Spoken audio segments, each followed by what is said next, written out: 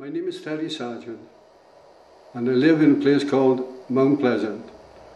Well, I'm going to tell you a story of when I was a boy of about 6, in 1941. I was down by the river with a few of my friends. We were playing about by the river, and all of a sudden we heard a noise. And when we looked up, we thought we could hear planes. Now, this was still during the war. So German planes had come over Britain and Wales and dropped bombs. So we looked up a little bit scared, but we couldn't see nothing because of the trees. So next thing we heard was a big bang. So we all looked up again, still couldn't see nothing. And then shortly after was another bang. And then shortly after that there was another big bang. So all of us jumped up and we started running to get home. So when we got up the top of the embankment, we looked up and we could see this place called South View. And the first house in South View, a plane was in it and it was all on fire. And that was this boy Cox's house. And so we ran up, and when we got there, all the people were out of the houses. There was no water around there. They had buckets and bowls trying to chuck water over the plane, which was impossible. A bit after, the fire brigade came, and the people were still chucking buckets of water and everything. Fire brigade come now and there was no water. The nearest water was about 500 yards away with the river. So what they done, they laid their pipes all the way down to the river now, started up the pumps, and they started having the water. Next thing they knew now, a train had come. And what they didn't realise, when they laid the pipes out, they laid it over a railway line, and the train come and ran over the pipes, over the hose pipes, so it busted them. So what they had to do then, they had to go down and have some more hose pipes in there. So that was hard luck, but they still wouldn't have doubted the flames. But we learned after what really happened. There was 3 aeroplanes practicing in the valleys, and they were from Canada, Canadian pilots. And what happened was, there was 2 in front and 1 behind. And according to what I heard, the one behind accelerated a little bit and hit the one in front. Well, the 2 of them crashed.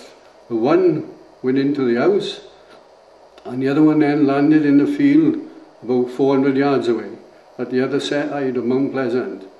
Well, what happened in the house, as I told you, I found out later, in the house was a mother and 2 daughters. They were both killed, 3 of them were killed, and the pilot. Now, they lived in a 2-story house, and upstairs in bed now was the husband, and he was in his bed. So what happened, when the plane hit the house, the force of the impact rose him and the bed up, pushed him and the bed through the window. He landed in the garden, and there wasn't a mark on him. Now, can you imagine that? The plane hit the house, exploded, but by it exploding, it must have rose the floor up above him, picked him up, and then took him in the bed straight through the window, and he landed in the garden, and there wasn't a mark on him. And he got up, and he was a little bit shocked, that's all. But another strange thing happened to the chap next door. His name was Mr. Brown. He was in the house, and I assume he heard the bang, and he opened his door to look, and when he looked, the aeroplane was coming straight for him. So he turned round and ran, and as he ran, something banged him on the side of the head.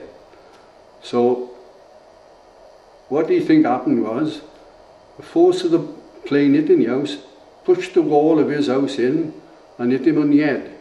So he was a very lucky man again. You imagine the wall, if the plane had gone through the wall, he would have killed him, like, innit? But his luck was in, no damage at all to his house at all, not a bit. The other thing was then, there was another strange thing happened again.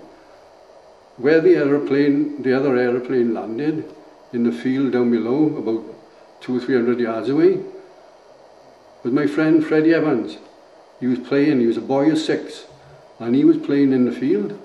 And what happened then was, the plane came over, banged into the field not far from him, and he got away, and he was lucky.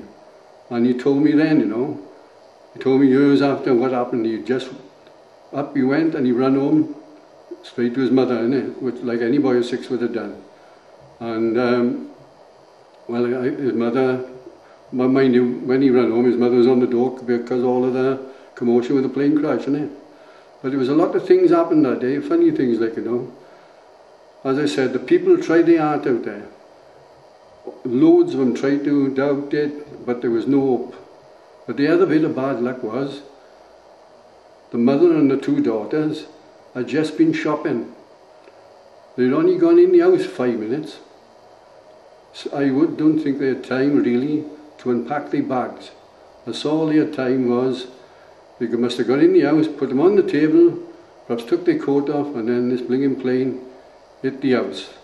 And as I said, it killed them.